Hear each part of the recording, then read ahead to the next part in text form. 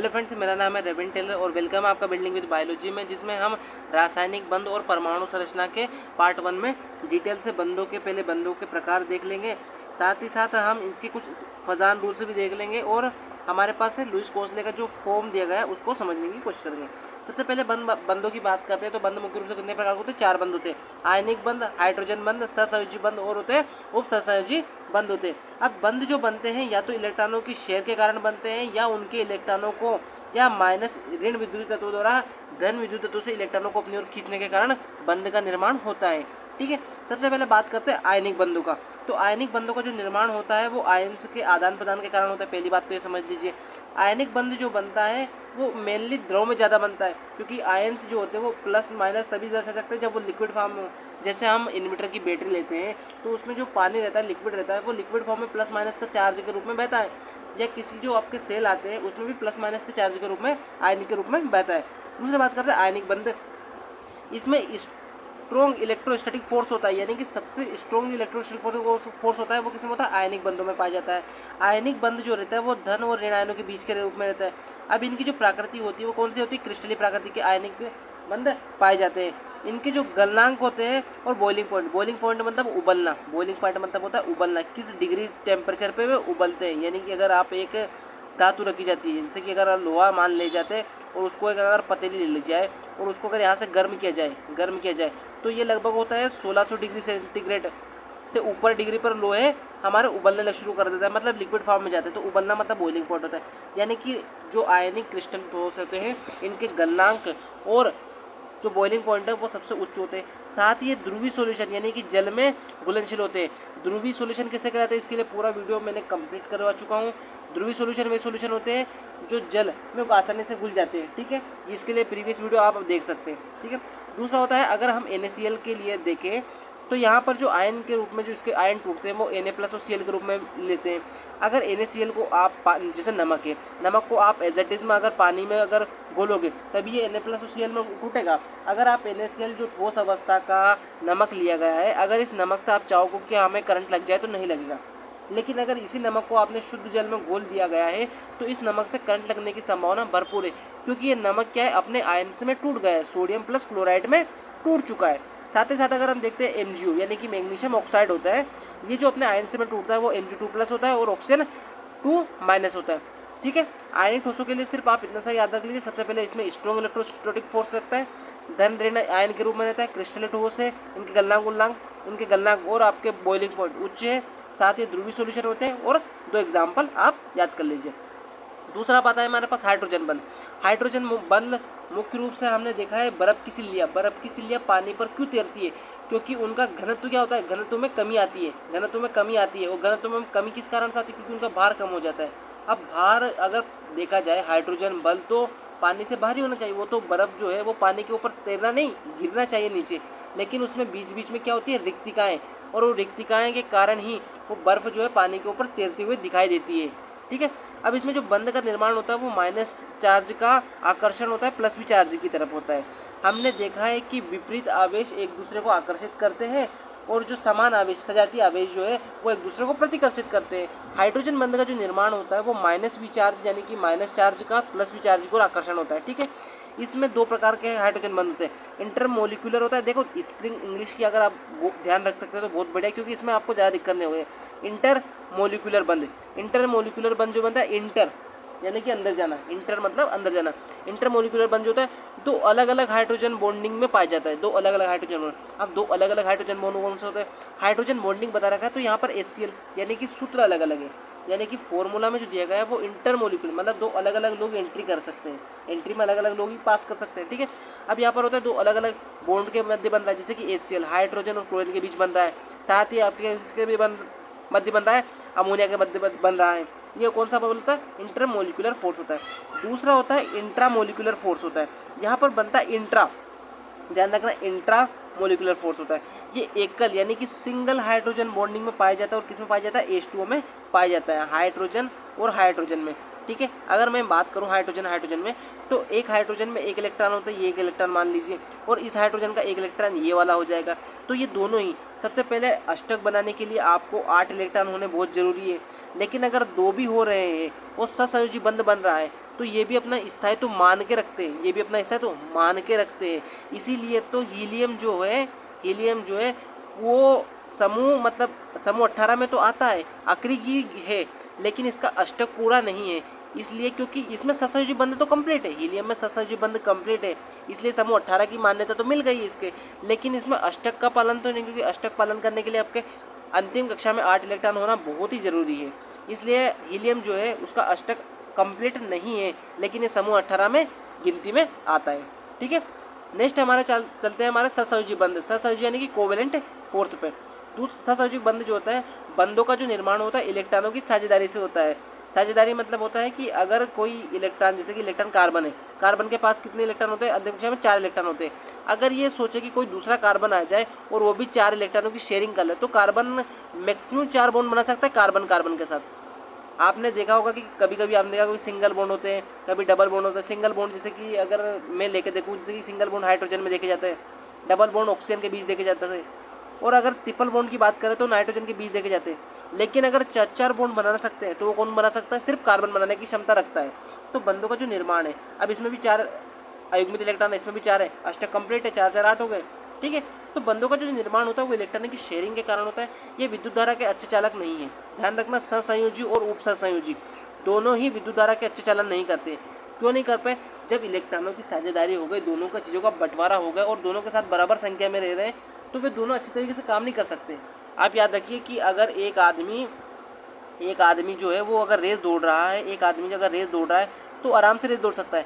लेकिन अगर वो 10 आदमियों का हाथ पकड़ के उसको साथ दौड़ रहे हैं, 10 आदमी हाथ पकड़ के एक साथ दौड़ रहे हैं, तो मुश्किल है कि उस रेस में दौड़ने में टाइम ज़्यादा लगेगा, टाइम का लेग रहेगा, यानी कि टाइम क्या लगेगा, ज़्यादा लगेगा। इसलिए ये विद्युत के जो चालक होते हैं ये अच्छे चालक नहीं, क्योंकि सब एक साथ काम करना थोड़ा मुश्किल होता है। ठीक है, दूसरी बात आती है ये ध्रुवी विलयन नहीं घुलते। यानी कि ध्रुवी विलयन किसे कहलाते हैं? वे सॉल्यूशन जो जल में आसानी से घुल जाते हैं। जो जल में घुल जाता है उसे ध्रुवी कहलाते हैं।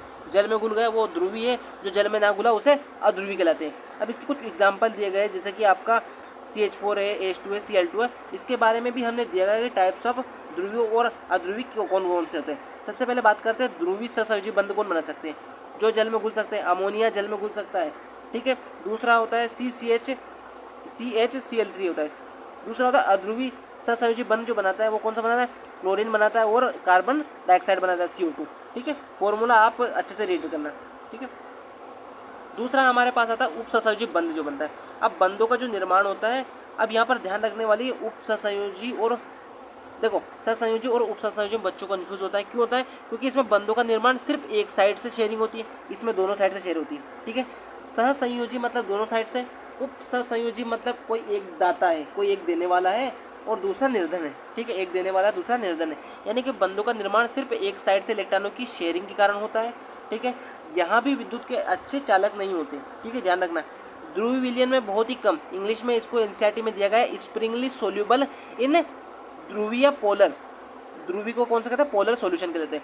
और अध्रुवी में पूर्णता, यानी कि जो पानी में ना घुल सके उन्हें कौन सा कहता है? अध्रुवी, यानी कि ये अध्रुवी में आराम से घुल सकते हैं। अध्रुवी में कौन कौन सा आ सकता है? अध्रुवी में आपका जो होता है, ये जितने भी आपके एल्कोहल है, एल्कोहल वगैरह, ये सारे कौन सी किस्म आते हैं? अध्रुवी में आते हैं। एल्कोहल जितने भी आते हैं वो किस्म आता है? अध्रुवी में आते हैं। इसका एग्जाम्पल देगा NH4। ठीक है, दूसरा है, हम सहसंयोजी के बारे में समझ चुके हैं।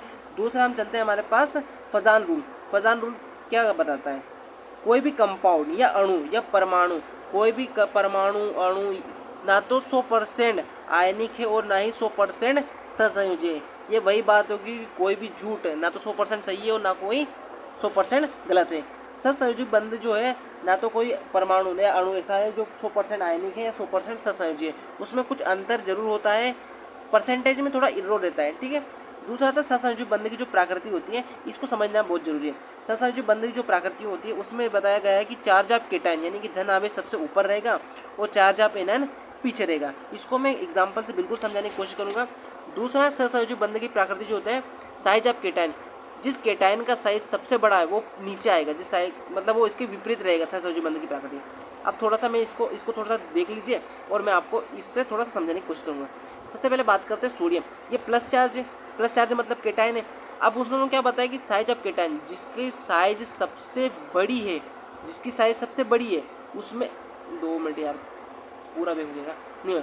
ठीक है, ध्यान से सुनिए, जिसकी अगर यहाँ पर देखो साइज ऑफ केटायन अगर हम सबसे बड़ी साइज लेंगे तो उसमें सहसंयोजी प्रकृति सबसे कम रहेगी, ध्यान रखना क्योंकि अपोजिट है। अब यहाँ पर देखा जाए कि साइज ऑफ केटायन, अब यहाँ पर आपको क्या साइज सबसे बड़ी साइज किसकी लग रही है, आपको किसकी, एल्यूमिनियम की लग रही है। एल्यूमिनियम 2 मिनट के लिए, एल्यूमिनियम थोड़ी सी मिस्टेक हो गई मुझसे, एल्यूमिनियम +4 दर्शाता है, मैं थोड़ा सा इसको करेक्ट कर लेता हूँ। एल्यूमिनियम +4, 2 मिनट रुक जाए बस, एल्यूमिनियम +4 दर्शाता है, +3 रख लीजिए, ठीक है, +3 रख दीजिए, ठीक है।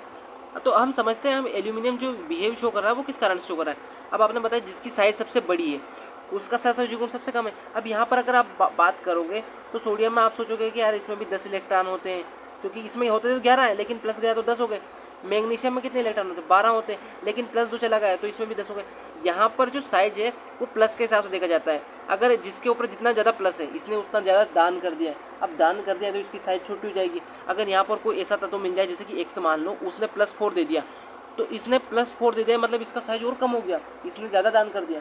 मान लो ये इसकी घर है, ठीक है, 1 2 3 और 4 मंजिल घर है, इसने 4 ही घर मंजिल दान कर दिया तो इसके पास कितना बचा, सिर्फ एक ही घर बच गया, नहीं 0 रहेगा, ज़मीन पे आ गया ना। तो सबसे पहले कौन आएगा, इसकी साइज सबसे कम होगी +4 वाले की। अगर साइज सबसे कम है तो इसमें सहसंयोजी गुण सबसे ज़्यादा होंगे, यानी कि x+4 में सहसंयोजी गुण जो है सबसे ज़्यादा है। सहसंयोजी गुण मैं यहाँ पर लिख देता हूँ, सहसंयोजी गुण, सहसंयोजी गुण, सहसंयोजी गुण सबसे ज़्यादा रहेंगे, सहसंयोजी गुण सबसे ज़्यादा किस में रहेंगे, x+4 में।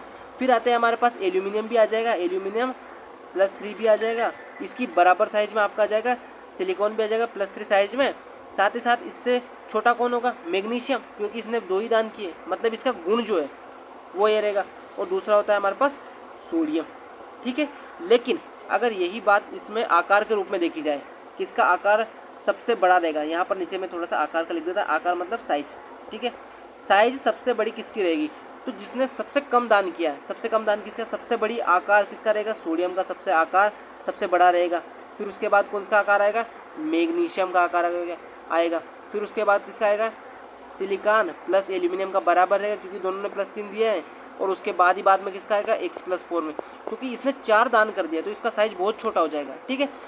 दूसरा सहसंयोजी गुण देख लीजिए, जिसका केटायन में देखो, केटायन का जिसका आकार सबसे बड़ा रहेगा, जिसका आकार सबसे बड़ा रहेगा उसमें सहसंयोजी गुण सबसे कम रहेंगे, और जिसकी साइज सबसे छोटी रहेगी उसका सहसंयोजी गुण सबसे ऊपर रहेगा। मैं एक एग्जाम्पल से और कोट कर देता हूँ। अब यहाँ पर माइनस है, तो जिसमें जितना ज़्यादा माइनस रहेगा उसका आकार उतना ही ज़्यादा बड़ा, ध्यान रखना, जिसमें जितना ज़्यादा माइनस उसमें उतना ज़्यादा आकार बड़ा, और जिसमें जितना ज़्यादा प्लस उसका आकार उतना ही छोटा। यानी कि प्लस वाला होता है देने वाला, लेने वाले के पास पैसे ज़्यादा आ जाएंगे तो वो फिर नखरे करेगा, यानी कि नखरे करने वाला ज़्यादा रहेंगे लेकिन पैसे देने वाला बहुत कम रहेंगे।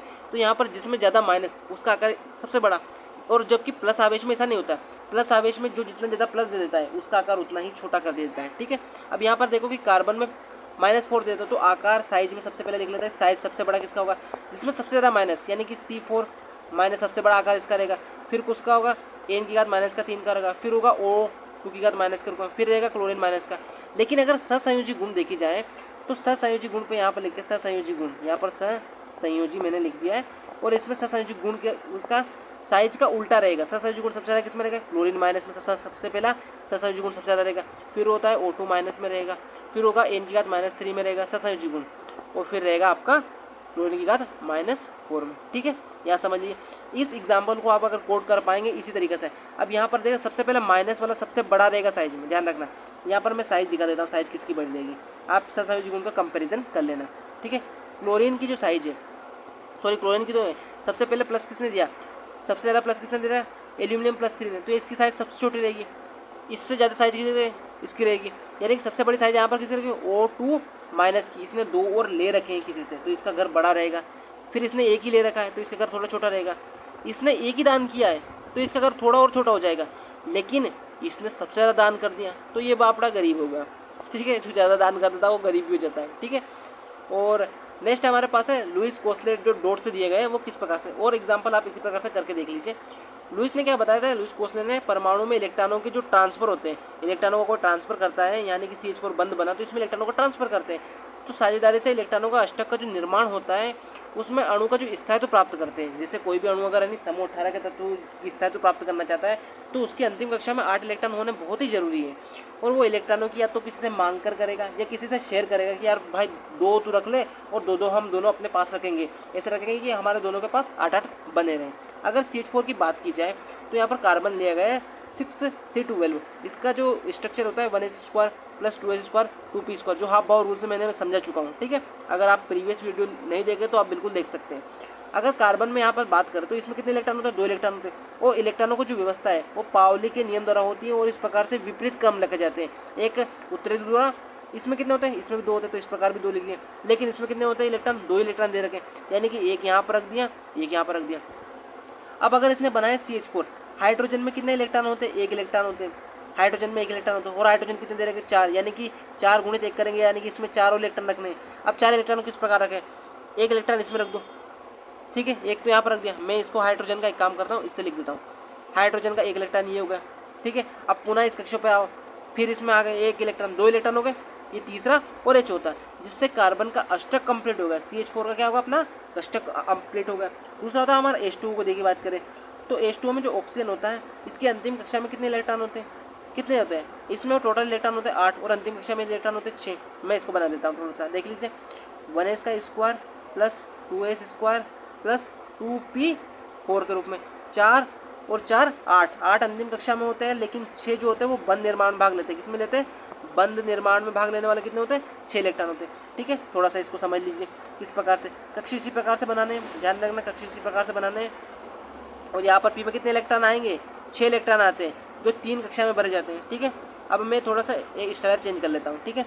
अब जो ऑक्सीजन के इलेक्ट्रॉन में भर रहा हूँ, यहाँ पर 2 इलेक्ट्रॉन इसमें आएंगे, 2 इलेक्ट्रॉन यहाँ पर आएंगे, 2 इसके आ गए, 2 ये आ गए। अब चारों यहाँ पर भरने, चारों यहाँ पर भरने, तो एक ये भर दिया, पहले एक भरो, 2 3, एक रोटी पहले सभी पंगत में बांट दो, फिर बचे तो फिर स्टार्टिंग से पूरी करो। अब यहाँ पर पंगत में फिर रोटियाँ खत्म हो गई, अब रोटियाँ खत्म हो गई तो हाइड्रोजन में कितने इलेक्ट्रॉन होते हैं, एक हाइड्रोजन में 1 इलेक्ट्रॉन होते हैं, तो 2 हाइड्रोजन में कितने इलेक्ट्रॉन हो जाएंगे, 2 इलेक्ट्रॉन हो जाएंगे। अब इसके लिए मैंने पेन चेंज कर लिया, और जो इलेक्ट्रॉन भर रहा हूँ वो किसके भर रहा हूँ, हाइड्रोजन, और हाइड्रोजन के पास कितने इलेक्ट्रॉन है, 2 इलेक्ट्रॉन, तो 1 इलेक्ट्रॉन ये होगा और 1 इलेक्ट्रॉन ये होगा, जिससे इसका जो अष्टक है वो कंप्लीट होगा और ये स्थायित्व में आएगा, जिससे जल बन गया है, ठीक है। एक और बचा है HF का, और HF का जो है वो आप अगर अपने स्वयं से कर सकें तो बहुत बढ़िया है। अगर HF में देखी जाए तो फ्लोरीन में कितने इलेक्ट्रॉन होते हैं, फ्लोरीन में अंतिम कक्षा में होते हैं कितने इलेक्ट्रॉन होते हैं, 9, कितने होते हैं, 9 होते हैं, 1s² + 2s² और 2p5, ठीक है, 5 और 4 9 गए, और हाइड्रोजन में कितने इलेक्ट्रॉन होते हैं, 1 इलेक्ट्रॉन, ठीक है। तो इसमें जो बंद निर्माण में भाग लेते हैं, देखो यहाँ के जो 2 इलेक्ट्रॉन वो तो बंद निर्माण में भाग नहीं लेंगे, ये तो पूरे स्थायित्व में, 5 और 2 7 इलेक्ट्रॉन बंद निर्माण में भाग लेंगे, और एक हाइड्रोजन का इलेक्ट्रॉन कितने हो गए, 8 इलेक्ट्रॉन, यानी कि ये अपने स्थायित्व में आ गया, ठीक है। लुईस डॉट मुझे लगता है नेक्स्ट वीडियो में हम कंप्लीट करने की बिल्कुल कोशिश करेंगे, क्योंकि वीडियो ज़्यादा लंबा हो चुका है, ठीक है। थैंक यू सो मच, और लुईस डॉट बिल्कुल कंप्लीट करवा दूंगा मैं, ठीक है। थैंक यू सो मच, आप देख लीजिए बस लुईस डॉट डेफिनेशन देख लीजिए।